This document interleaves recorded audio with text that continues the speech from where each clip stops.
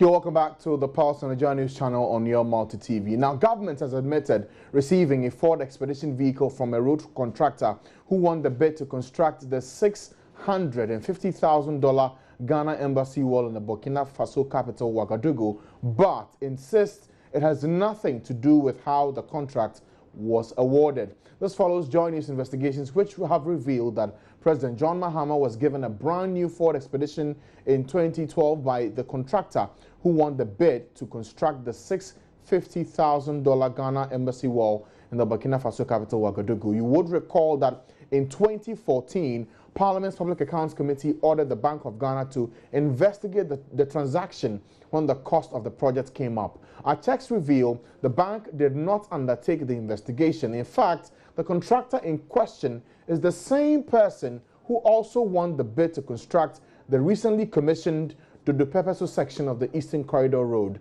Joy News checks also show that there are moves to award him an 82 million CD contract on sole sourcing. Well, Manasseh Azirawuni, who traveled to Burkina Faso to meet the contractor, reports that he admitted giving the car to the president, but insists it's not a bribe. We'll bring you that report shortly, but joining us in the studio for some discussion on this issue is lawyer Kwame Boateng-Echampo. He's to my left here in the studio. Thank you for joining us on the program. Manasseh is also with me in the studio this afternoon. He will look at the specific portion of which parts of the Conduct of Public Officers Bill that have been breached in this instance. But let's bring you the report, the very foundation for this discussion right now. What you have to do is politics. It's not politics. If I buy the bill, you are continuing. The atmosphere in the air-conditioned office of Jibril Kanazui, a renowned contractor and businessman in Ouagadougou, is heated. Jibril Kanazui paused my interview with him and seized the voice recorder. He accused me of trapping him to disclose information he would ordinarily not disclose. I was in Burkina Faso to investigate allegations that he used undue influence to win a contract. He defended the process through which he won the contract and justified the cost of the project. The Ghana Embassy fence wall in Burkina Faso was built around a piece of land that is yet to be developed. The land is about the size of a football pitch and is located at the ambassadorial enclave in Ouagadougou. Ghana's ambassador to Burkina Faso at the time of the project, Chief Dauda Mandiaya Baumia, said he wrote to Mr. Kanazui and two other contractors to submit quotations for the project. He does not remember the names of the other two. There are allegations that the contractor who eventually won the contract is his close friend. Chief Baumia does not dispute this claim. He's my friend and he continues to be my friend because we didn't break up the relationship after I left her. Mr. Kanazui explains how he won the contract. Each institution have his way of managing his contracts matter. We got a letter from the embassy that a bid, and we have sent our code. We replied to the bid. And we got the contract. Was it advertised in newspapers or they wrote to you directly? Oh, they wrote to us. It was not on newspaper. A former chief executive officer of the Public Procurement Authority, Ajenim Boateng said a contract of this nature should have gone through competitive bidding. The law has provided for thresholds above which a method is to be used.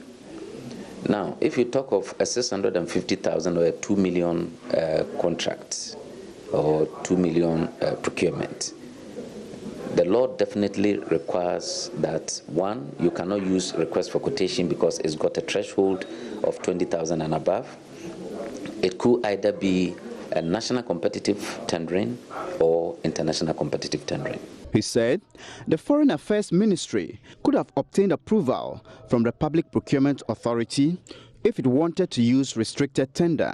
Restrictive tendering and sole source are methods which are not restricted by value.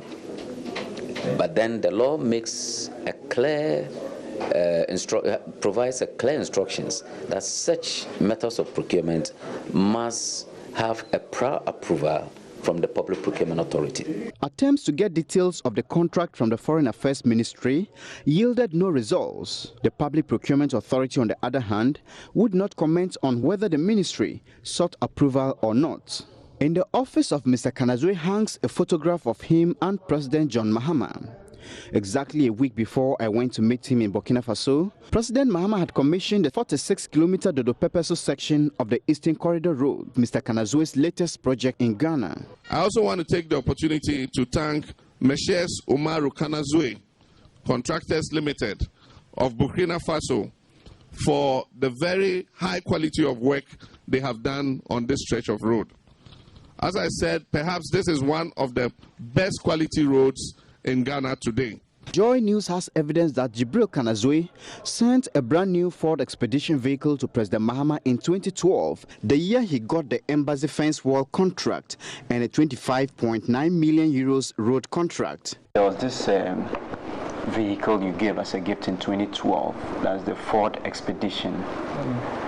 Was it meant for the ambassador or it was meant for the president?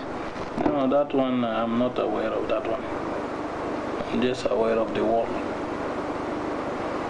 But you also gave a Ford Expedition car to the ambassador, and I want to know who it was intended for. No, I did not give a Ford Expedition to the ambassador.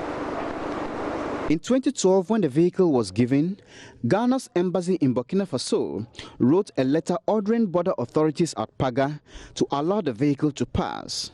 That letter reads, I have been directed to inform you that the Ghana mission in Ouagadougou is assisting with the transportation of a gift donated to His Excellency John Dramani Mahama, President of the Republic of Ghana, by Mr. Jibril Kanazwe, a renowned contractor in Burkina Faso.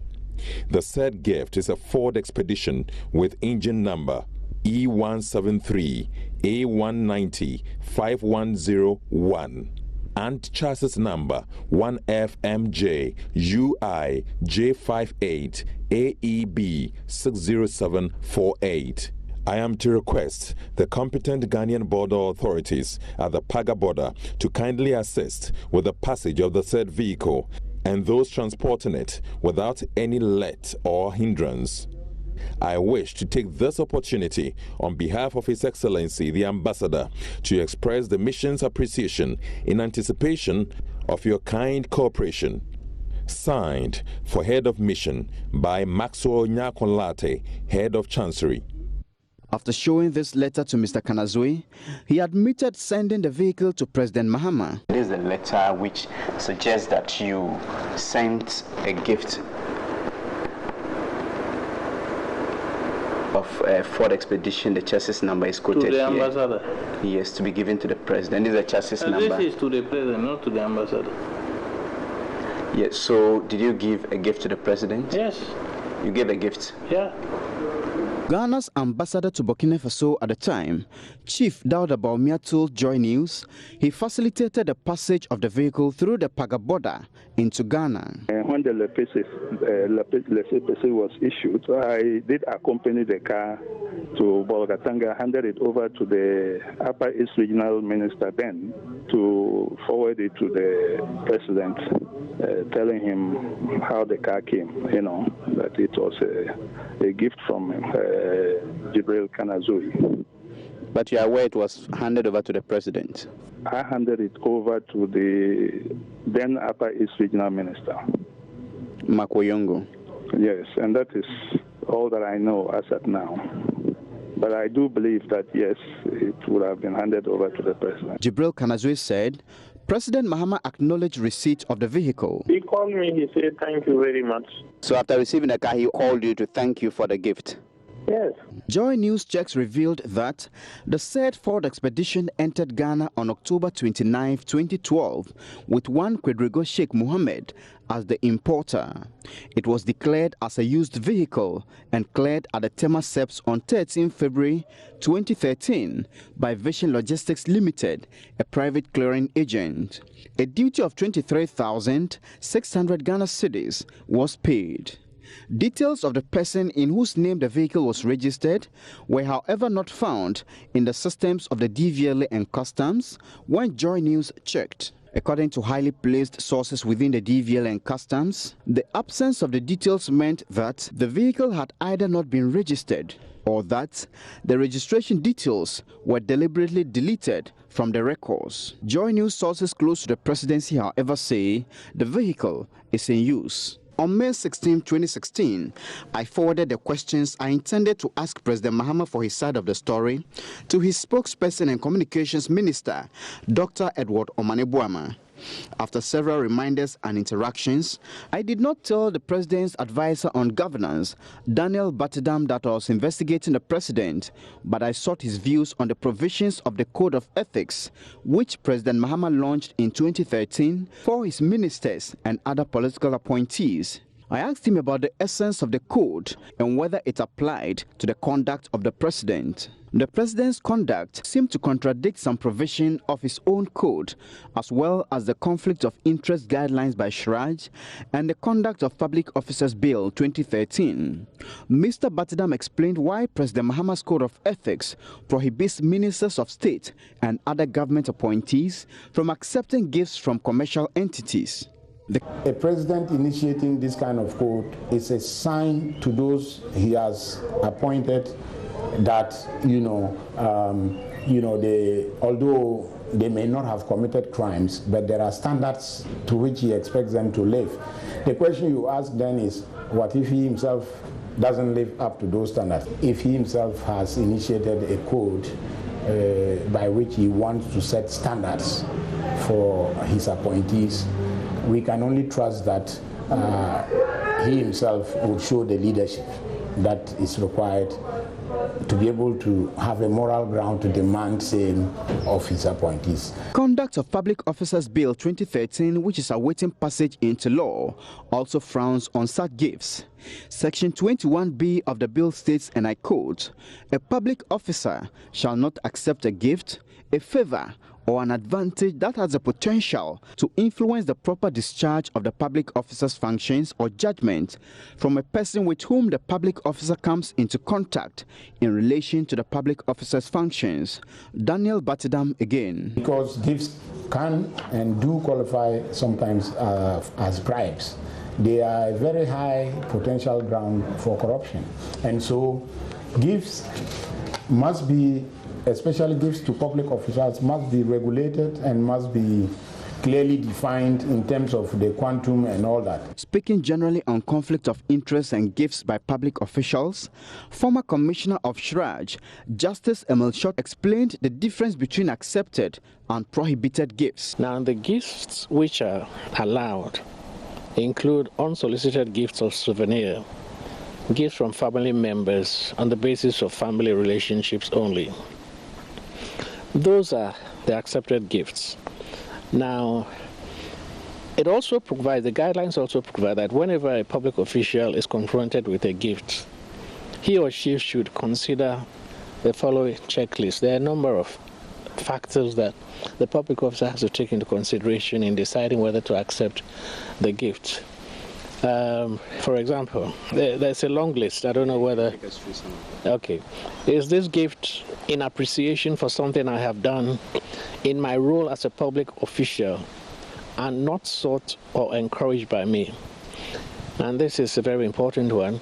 If I accepted this gift, would a reasonable person have any doubt that I would be independent in doing my job in the future when the person responsible for this gift is involved or affected? Another important consideration is, if I accepted this gift, would I feel free of any obligation to do something in return for the person responsible for the gift, or for his or her family or friends or associates? Then again, am I prepared to declare this gift and its source transparently to my organization and to the Internal Revenue Service? Because gifts have to be declared also to the Internal Revenue Service. And then, will the donor expect something substantial from me in return? And lastly, is an attempt being made to persuade me to do something that is prohibited by law or contrary to regulations or my organization's policy, or is an attempt being made to gain an unfair competitive advantage by influencing my discretionary decisions. He said the line between gifts and bribes is a thin one.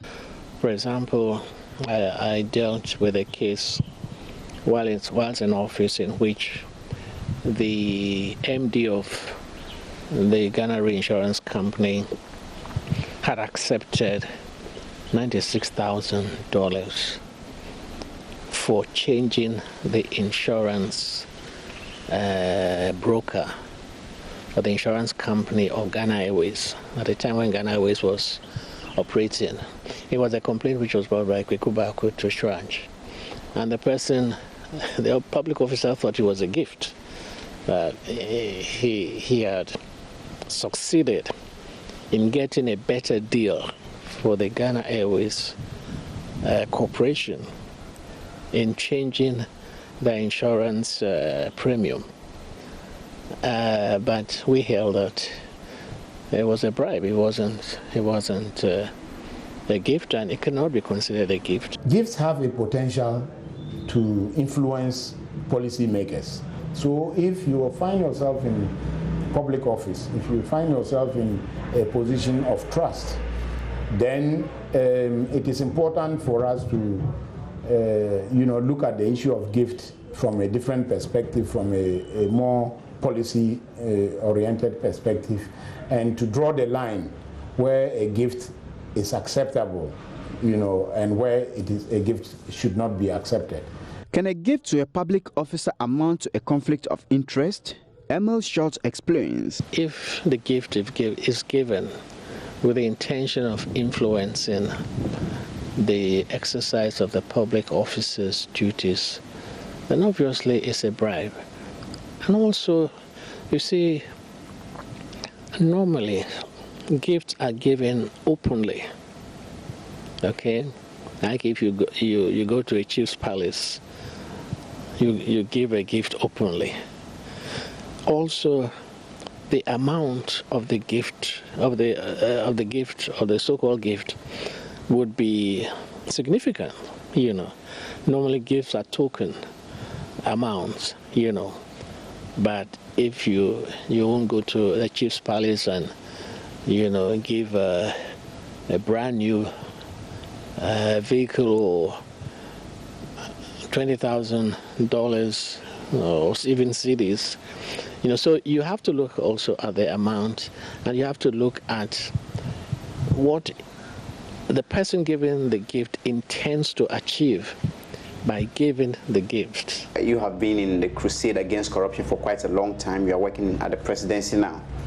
So if, let's say, President Mahama comes to you and said, Mr. Batidam, there's this contractor who does business with government, and he wants to give me a gift of, let's say, over $100,000 US. Yeah. Should I accept this gift or not? What advice would you give to the president? Well, I'm sure you know that these are not situations that would occur in reality in terms of the kind of president we have and so on. But just as a hypothetical situation, yes. I think it's obvious. It's obvious that any leader, any president, or not even a president, a minister, a responsible public servant would know that could put him or her in a situation of not just conflict of interest, but potentially being corrupted. And so I think it goes without saying that you cannot take gifts from sources that have the potential of influencing your decision making. It's just not it's not acceptable, and I think a responsible leader, minister, senior public servant, would not need to be advised on that. Right then, so that's a part of the entire documentary that's been done by Manasseh Azura-Awuni. The full one will air tonight here on the Joy News channel on Multi TV. Now, since we aired the story today, there's been a response from government, from the Ministry of Communication. They've issued a statement, and I want to read to you what their response has been to this particular story. It's signed by the Communications Minister, Edward Omane-Boamah. It was sent to us today. And just to read it for you, it says, the Ministry of Communications has noted the contents of a program aired on Joy FM this morning. The program sought to link a vehicle presented to the President in 2012 to 2 contracts awarded to a Burkinabe-owned construction firm. The said firm, which was placed in the vehicle pool at the presidency, the said vehicle, which was placed in the vehicle pool at the presidency as per established convention, has nothing to do with the award of the contracts. The inference of conflict of interest is therefore absolutely false and untenable. Now, they go on to establish what they say are the facts of this particular story. It says, construction works at the Ghana Embassy, Burkina Faso. The processes for the construction of a perimeter fence wall on a large parcel of land allocated to the government of Ghana began in 2011 prior to President John Mahama becoming president. The scope of construction works on the 673 meters long fence wall involved 1. The removal of topsoil, clearing of existing rice farm and compensation for owners in accordance with Burkinabe laws. 2. Reinforced concrete wall with an overall thickness of 300 millimeters and an average height of 200 millimeters above ground and 80 meters below ground. The midsection of the wall involved a reinforced 12 millimeter diameter high tensile steel at 450 millimeter centers both ways, and the construction of security posts with visitors waiting area, among others. It continues, the Ghana's mission in Burkina Faso forwarded 3 quotations from construction companies to the Ministry of Foreign Affairs and Regional Integration for consideration. The quotations from the respective companies were as follows, and if you are watching us right now, you see the figures on your screens right now, so I can skip. But if you look at the numbers here, Kanazoe Ferries, the company owned by Mr. Jibril, is quoted 353,156,603 CFA francs. The second company that bidded for it, Kositrap, gave a quotation of 413,177,892 CFA francs, and the third company that bid gave its quotation as 608,949 CFA francs. The statement continues by saying that the Architectural Engineering Services Limited, AESL, provided pre- and post-contract consultancy services in terms of architectural, structural, land surveying, quantity surveying services, leading to preparation of technical specifications, bills of quantities and tender documents, evaluation of tenders, award of contract, and supervision of selected contractor to execute the construction works. It continues that upon due diligence, the contract was awarded to Kanazoe Ferries, who presented the lowest figure among the 3 companies. There was no involvement whatsoever of the president in the processes leading up to the award of this contract. Any suggestion, therefore, to the contrary is palpably false and untenable. That's what the statement says. The final point they make is on the 46.4 kilometer European Union funded Dodo Pepesu route contract. Now, the statement says the award of this contract was the result of an international competitive bidding process, which was in compliance with laid down requirements of the European Union. There was absolutely no involvement of the president in the processes leading to the award of this contract. Again, any suggestion of conflict of interest in the award of this contract is without merit. It ends by saying that the president remains committed to transparency and accountability in governance and has worked over the past years to make that a cornerstone of his administration. It ends by saying that commitment is unwavering. So that's the statement coming from the Communications Ministry, signed by Edward Omane-Boamah in response to the investigative piece put together by Joy News' Manasseh Azura-Awuni. I guess we can continue and look at some aspects of this work and the responses we've seen today. Manasseh will take us through a very important aspect of this story so we get to understand in detail when we say the code of conduct has been breached, what exactly are we talking about? Manasseh, if you can point us to relevant sections of the Code of Conduct, Code of Public Officers Bill, and also the STRAJ guidelines on the Code of Conduct, specifically on gifts and whether or not this gifts given by the Burkinabe Construction Company, the owner of that company, to President Mahama is indeed a breach of this Code of Conduct. Well, Francis, what we would seek to do is to put the information out there for listeners or audience to make that judgment. But what I can say is that we have 3 codes of conduct we were working with. One is the bill, which is before Parliament, the Conduct of Public Officers Bill 2013.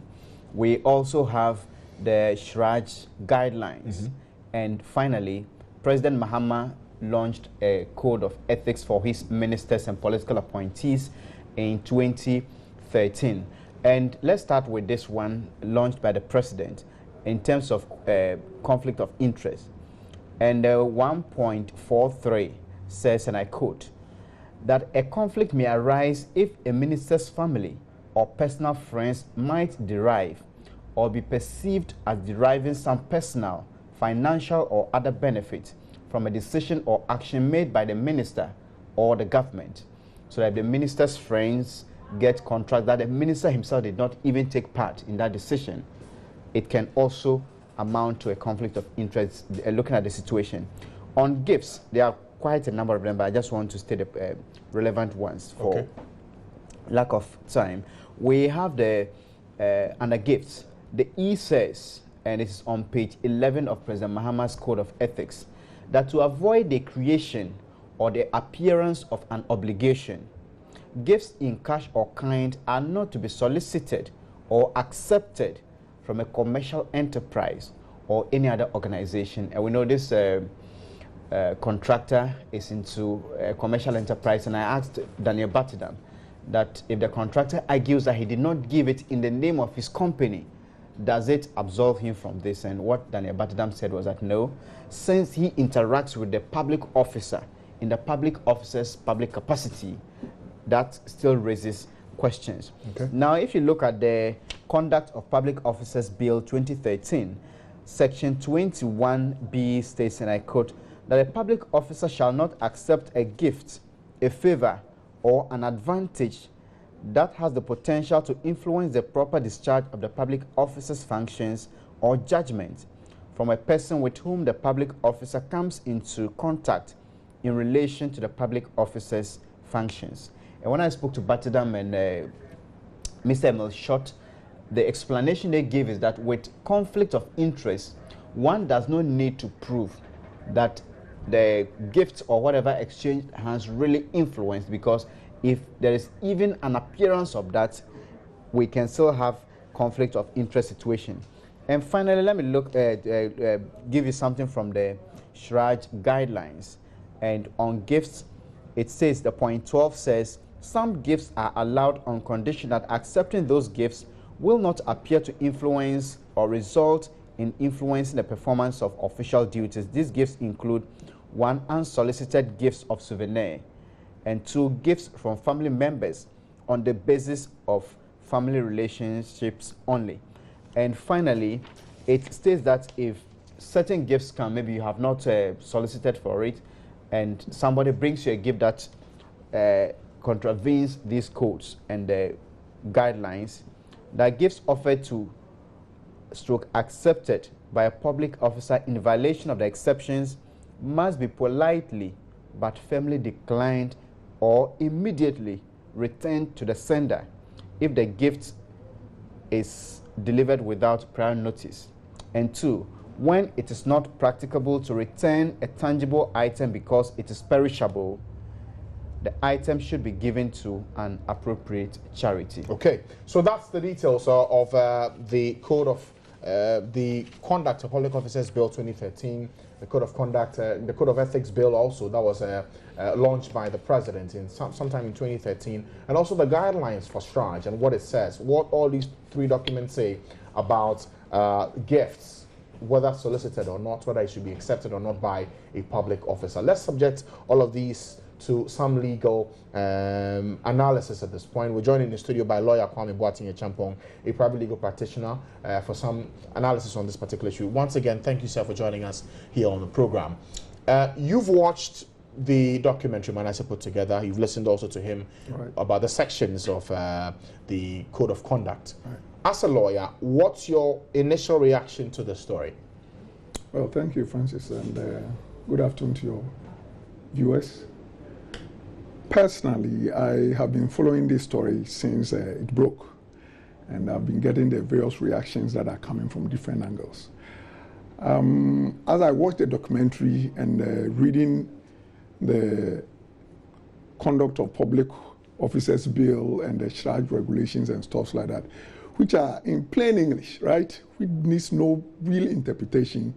And then bringing it even up to the ground of the country, the Constitution, looking specifically at Article 284, which talks about conflict of interest, public officers not doing things that will place their personal interest with the performance of their office functions. Clear mind. I am of the opinion, I don't want to be very judgmental, but based on the incontrovertible facts that has emerged, especially the statement from the Minister for Communication, I'm of the opinion that this whole transaction is quite murky. It creates a lot of doubts, and I believe it may, to an extent, be a violation of the Constitution. And when you say it's a violation of the Constitution, which specific part of the Constitution does it violate? Precisely. Now, if you look at the portions that deals with the presidency, there's a portion, I think Article 69, which talks about removal and impeachment. And they are very specific on matters that may ground charges for impeachment. And these matters include violations of the specific articles in the Constitution. I've pointed out Article 284 for you, for instance. They talk about matters that may bring the office of the presidency into public odium, ridicule, and stuff like that.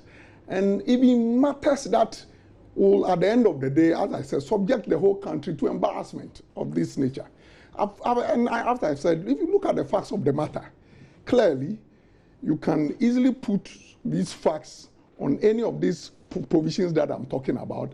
And then if it's subjected to proper trial, I believe with these facts that have come out, it may end up grounding serious charges for impeachment. Now, when you point in the direction of impeachment, and I need to ask at this point, per the communication from the Communications Ministry, they say that the vehicle in question was placed in the vehicle pool of the presidency as per established convention, had nothing to do with the award of contracts. So does that still put the presidency in any kind of trouble legally? Now let's look at the circumstances of this matter. Now, there's a clear unconditional acceptance that the vehicle was donated to the president. I will assume they didn't say the vehicle was donated to Ghana. So that if the president is presently claiming through the minister that has been given to the presidency, is been added to the pool, under what circumstances? Is it still in the president's name, or has it been transferred to Ghana, to Ghana's name, or what? These are some of the murky questions that comes around the whole. And, you know, as one of the people in the documentary, my senior Emo Short, did point out, you know, gifts are normally not shrouded in secrecy. So that if you are talking about, as the statement by Mr. Boama indicates, that they are still going by this transparency and stuff like that. If you are talking about some of these matters, why would you come and make these revelations after this investigative matter has cropped up? Nobody knew about this. Is that Look at the value of the vehicle, $100,000. It's no joke. Yes. So, for instance, if it had been made public earlier, maybe all these matters would not have arisen presently. But if you keep it to yourself, and then you come with these explanations after this revelation by somebody who went on his own, investigated and came out with these facts, then it puts your issue of transparency in some dark clouds. Now, once you touch on the point of impeachment, who activates that process, should it even happen? Well, with the impeachment of the president, is activated from Parliament. Normally, there should be a written petition signed by about 1/3 of members of Parliament, and it's forwarded to the Speaker of Parliament, who forwards it to the CJ, that is the Chief Justice, and who put together a committee who investigate to establish whether there's been a prima facie case made. And then if it is, it's brought back to Parliament for a vote on it, and the Constitution demands a 2/3 majority for that process to be carried out. Now, we'll look at whether or not this process can really be set in motion or not per what we have. But today, our parliamentary correspondent, Elton Bobi, has been speaking to some members of parliament who've been sharing their thoughts with us on the documentary that has been put together by Joy News, Manasseh Aziriawuni. I just want us to listen to them, and then we can look at the process in detail. What does it constitute for you? Well, it's bribery. There's no such thing as a gift in this circumstance. If the story as put out by Azure is true, it started from a contractor seeking favors, getting the favors, getting big contracts, and then paying back. It's a kickback, so there's no issue about, but it is a bribe. And that has been the case. There's no other thing. If it's a bribe, then it constitutes grounds for impeachment. Yes, it does. Is it an issue you may want to take up? Not yet. You have to put all the facts together so far, what I've read and what I've heard. You need the documentary evidence that are in the hands of Azure before you can constitute a proper case together. But it's something worth considering. Is it something the president should have rejected outright? You shouldn't have even encouraged that kind of relationship, such that the person will deliver a vehicle intended for you in Burkina Faso, and then it will be driven through the borders with official letters requiring that the vehicle be allowed and it's a gift intended for the vice president. I mean, it's shameful. And I wonder what constitutes a bribe and how the whole concept of bribery comes in. There's been conventions over time that occasionally the president receives gifts on behalf of the people of Ghana. And there's, like I said, copious President Rawlings has received gifts. In fact, President Kufuor has received gifts. You remember that the famous accident that he had, he was driving in a car I believe was provided as a gift from Gaddafi, the Libya president. And there have been other gifts. He has even had a gift in a form of a construction of a wall to his residence. That was formally disclosed by the former president's office. Yeah, but who said that the gift came from the former Libyan leader? Yeah, I'm saying that this has also, as you can see, there's every documentation to the fact that the said vehicle has been brought in and given to as part of the presidential fleet. So really, it's nothing. It's not like a personal gift that the president has received. It's a gift that has been given to the president. You know that whilst in office by law, every gift that the president receives is for the state, and therefore the president did the right thing by keeping it within the space. Is he meant to disclose the gifts after receiving it publicly? No. You see, you don't do that. You know that gifts keep it as a secret? No, not a secret. But when you come, you just give it to the office, the institution of the president. Don't forget that even gifts in forms of clothing and all those things that the president received remain the property of the state. Several times, president travels, he receives cow and all those things. You remember Rawlings' time, everywhere he went to, give me the gold. All those things were brought, and he sent it to Akuse. He didn't have to come and take a photograph and put it on the front of a newspaper. So it is normal convention that when the president receives a gift, he puts it in as part of the property of the state. And this is exactly what President Mahama did. Some are saying that he's only coming up with this statement because of the expose that has come to light. He has to explain to the people of Ghana. And that is what the official spokesperson for the president, the Minister of Communication, has done. You don't see any misconduct in this? No. Contrary to what the newspapers or contrary to what the reporter is saying, Manasseh is saying, it is not a personal gift that the president has taken or a bribe. It is a gift that was given to the president in the name of the state, and same has been given to the state where it rightly belongs. And this person appears to be enjoying government contracts. Well, I don't know about enjoying government contracts. I know he has done government contracts.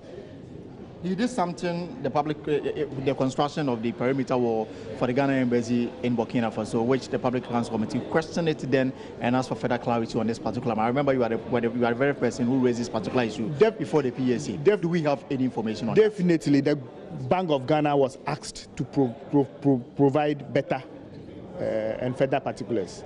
As I sit here, I haven't received any. But I'm saying that does not say anything about the subject matter of this. One, he's supposed to have done work for us in Burkina Faso, and understand he's a Burkinabe contractor. So it's logical that we choose a contractor from Burkina Faso to do work. He has done work on the purpose road. The good thing is that this contract was done when the president was not even president. And this is an EU contract that was done. And you know that they have stringent contract awarding conditionalities. I mean, obviously, we have been vindicated. All this is the president is indeed fantastically corrupt. It's a president who drinks and eats corruption. It's a clear evidence. So for some of us, and if you study what happened in Brazil, that led to the impeachment of their former president. It's clear case. It's here that there's a president who all these years has lied to Ghanaians, and today he has been exposed big time. He has been exposed. What was the motivation for him getting that vehicle? What was the motivation? There's a gentleman who gets constantly government contracts. It's a gentleman who has been winning all the bits. I mean, sometimes he's sourcing. Many contracts have been given to him on sourcing.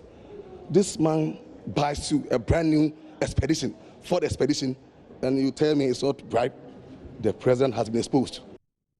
So those are some members of parliament speaking to Alton Brobe this afternoon, reacting to the story that's been put together by Joyce Manasseh Azura. I'll go back to lawyer Kwame Boateng Champon, who is with me in the studio, for some comments on this matter. So you've heard the MPs today. Right. The views may be split. There are only 3 MPs we spoke to, one on the majority, 2 on the minority. For the minority MPs, they say, well, this is clear proof of a bribe. For the majority, he says, well, we need more than what we've seen to show that this is indeed a case of a bribe. For you, you've already said that this can be cause for the activation of impeachment for the president. When you say it can be activated, you're saying members of parliament, 1/3 of them should put together a petition for this, or any Ghanaian citizen can do this? Now, what happens with regard to activating Article 284, that has to do with matters that borders on conflict of interest. There are judicial pronouncements to the effect that it is in the realm of charge. It doesn't go anywhere else.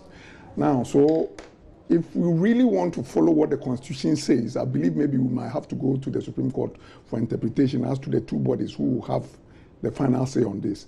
But I remember the Okudjato Ablakwa and the Mr. what was his name? He was the one who acquired the government bungalows. Jake. Yes, Jacob. Right. Yes. The judges were of the opinion when it came to the matter bordering on conflict of interest that they would not pronounce on it because it should have gone to Shraj. So that maybe somebody can initiate it from Shraj, and then from there, if there's a definite pronouncement from Shraj that yes, there has been a conflict of interest, then Parliament can now take it up. So Parliament cannot, on its own, no Ghanaian citizen can petition Parliament and say, I believe there is grounds for a conflict of interest, push this matter. That cannot be done. The Constitution gave us a remedy for this situation, and they've given us a procedure and a venue for vindicating that right. And the venue is Shraj. So normally, if you take it elsewhere, they can take you to the Supreme Court and stop you with prohibition that the venue is wrong. If you really want to activate this article, you should go to Shraj. Okay, so for this matter that is before us right now, for the Ghanaian citizen who may be watching and thinking that there are some legal issues that need to be sorted out, it's just a question of sending a petition to Shraj and then they making that determination of whether or not this is a case of conflict of interest before anything can be done. That is the situation. Okay. So any Ghanaian citizen, any Ghanaian entity, a company or whatever, who will be able to prove that he has some interest in this matter can initiate proceedings at Shraj. Okay. And they will start delving into it. All right. So apart from the matter of conflict of interest, is there anything else looking at this documentary that jumps at you legally? Yes, I heard about issues bordering on tendering, They talked about restricted tendering. They talked about the fact that it doesn't look like it went through some approval from procurement authorities. I'm hearing that the real value was suppressed, thereby evading the actual tax that is to be paid and stuff like that. So there may be a whole lot of other infractions in the transaction. Okay. But as procurement usual, infractions, you mean? Precisely, and then even tax evasion and stuff like that. Because they haven't come to tell us that the car was transferred to Ghana, the name of Ghana. They said it's for the president. For that matter, if it has to go through the normal system of taxation, then the appropriate taxes will have to be paid. Okay. On that issue of who owns the vehicle, Manasseh, you did the investigation. I just need to get some clarity on this one. Is it that for the vehicle in question, as we speak today, it's in the name of the president, or it was given in the name of someone else? Unfortunately, that is not captured, because if you go to the systems of the DVLA and customs, it has been synchronized in a way that if customs update DVLA, you'll see it in customs. But this particular vehicle, it has all the clearance details in the systems of customs. But if you go to DVLA, it is nil. Okay. So we don't know the number plate, you don't know in whose name this vehicle was registered. And it is difficult to even ascertain whether the vehicle is at the pool of the Flagstaff House as they are talking about. Okay. All right, thank you, Manasseh.